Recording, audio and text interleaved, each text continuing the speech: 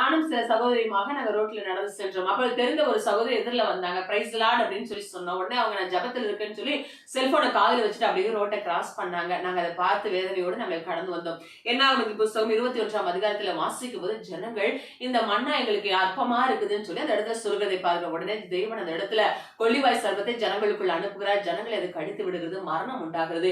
இப்போது ஜனங்கள் ஓடி சென்று மோசையின் இடத்துல முறையிடுகிறார்கள். மோசை தேவனை நோக்கி விண்ணப்பம் பண்ணுகிறார்.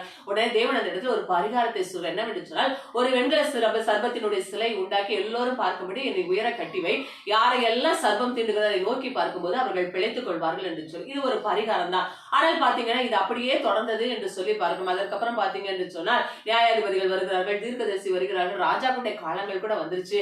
ஆனாலும் ஜனங்கள் பாத்தீங்கன்னா அந்த சர்பத்திற்கு அவர்கள் தூபம் காட்டி கொண்டிருந்தார்கள் என்று சொல்லி பார்க்கும். 2 ராஜாக்கள் புஸ்தகம் 18ஆம் அதிகாரத்துல வாசிக்கும் போது அந்த இடத்துல எசேக்கியா ராஜா இதை பார்க்கிறான். ஒருவேளை சாலமோன் காலத்திலோ அல்ல தாவீதின் காலங்களிலோ மாற்றாலும் எசேக்கியா ராஜா பார்க்க தேவன் பிரியப்படாத ஒரு காரியம். இன்றைக்கு தேவனை இந்த வைக்க வேண்டிய இடத்துல இந்த சர்வம் அல்லவா இருக்குது என்று சொல்லி அதை உடைத்து அதுக்கு நிகுஸ்தான் என்று சொல்லி பயிரிட்டான். அப்படியான என்ன அது இந்த இடத்துல இனி இருக்கக்கூடாது என்று சொல்லி அதை அகற்றி போடுகிறதை பார்க்கிறோம். அதே போலதான் கொரோனா காலத்துல அநேகர் நாங்க என்ன பண்ணோம், நாங்க இன்னைக்கு செல்போன் வாயிலாக நாங்க ஜெபிக்கிறோம், ஏன்னா எங்களால இணைய முடியலன்னு சொல்லி ஜெபித்து கொண்டிருந்தாங்க. ஆனா இந்த நாட்கள்ல நமக்கு அதிகமா இன்னைக்கு ஜெபிக்கிறதுக்கு தேவன் எல்லா சூழ்நிலைகளும் வாய்க்க பண்ணிருக்காங்க. ஆனால் இன்றைக்கு நம்ம அதையே தொடர்ந்து கொண்டிருந்தால் இல்ல.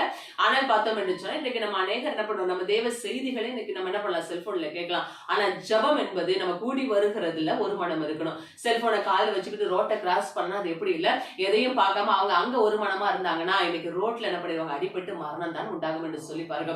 இதனால யாருக்கு அவகீர்த்தி உண்டாகும், தேவனுக்கு தான் அவகீர்த்தி உண்டாகும். அதே போல வீடுகள்ல நம்ம என்ன பண்ணுறோம், ஜெபம் என்ன பண்ணுறோம், செல்போனை தூக்கிட்டு அங்கேயும் இங்கேயும் அலைந்து கொண்டு இருக்கிறோம். அப்போ எப்படி நமக்கு ஒரு மனம் வரல. இன்னைக்கு ஜெபம் என்பது நம்ம தேவனை பிரியப்படுத்தும்படி இருக்கணுமே தவிர தேவனை துக்கப்படுத்தும்படி இருக்கக்கூடாது.